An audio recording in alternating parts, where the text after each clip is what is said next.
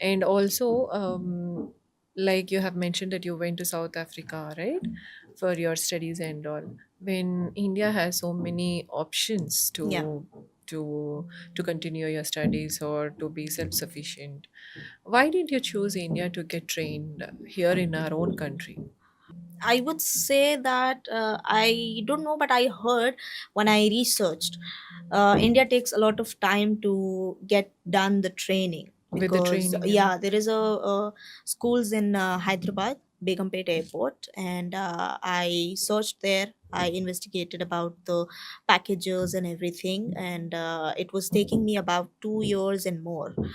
So, and also the exposure in South Africa, it's really different in terms of training. The weather there, you fly in every different kind of weathers. It's summer, winter, windy, you fly there. They don't stop you here in South Africa. Here there are so many specifications for the weather. If something goes wrong, you have to, cancel your flight. but don't you think that is for a safety reason?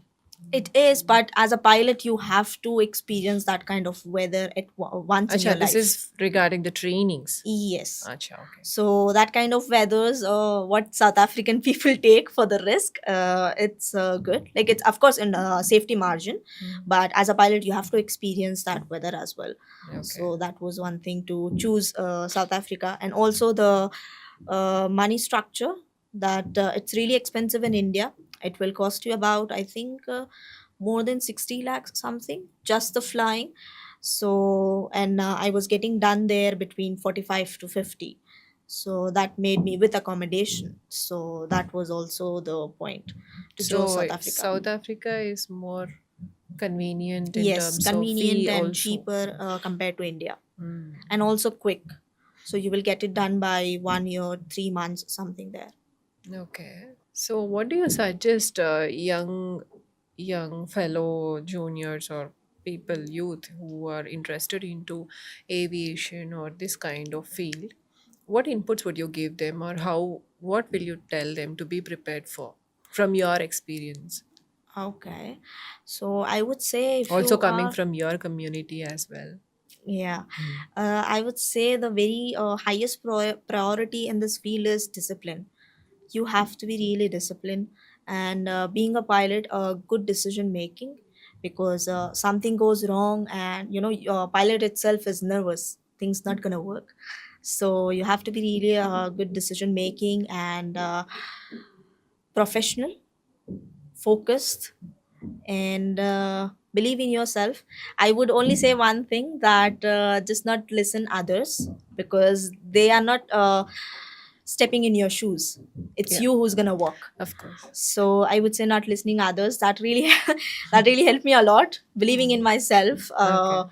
People say you cannot do, and ask yourself, if you can, you will.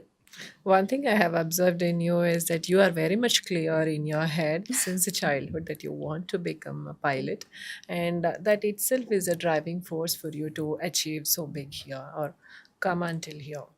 That's a good thing. So you will be trained in only few specific sets of aircrafts, or in general, all aircrafts training will be given. How is your training like? So the main license which is required for getting ratings, like Mm. that is commercial license, the one I'm holding. Mm. So once you have that, you are eligible for the charters or airlines or anything. You just need a rating. So rating is, I just mentioned something.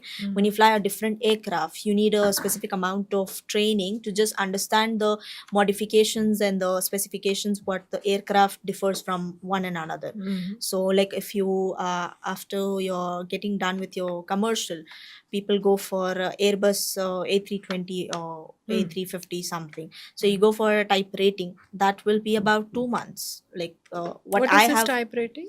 So the type rating, if I explain in a basic example, you can drive a car when you have a license, but the license restricts you until the car only. You cannot drive a truck. That's what, yeah. Yeah, so it's like a big thing.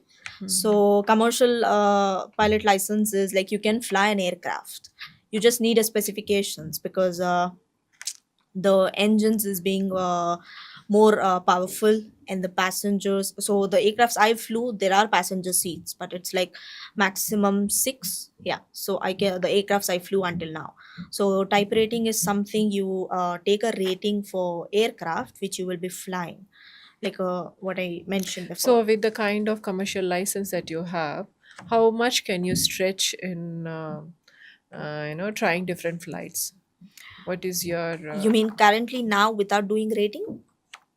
so you haven't done rating till now? Yeah, I haven't in type rating. That is yet to be done Yes, again. that is yet to be done. So Done. I did recently multi-engine rating. Mm. So there are two types of licenses. They can be a single engine commercial pilot license and commercial pilot license with multi-engine.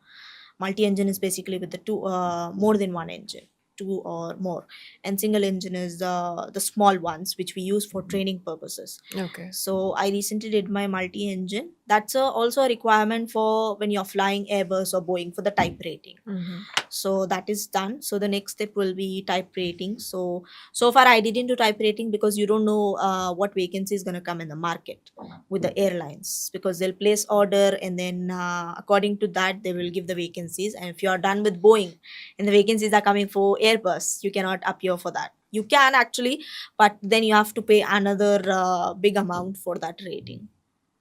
That's why.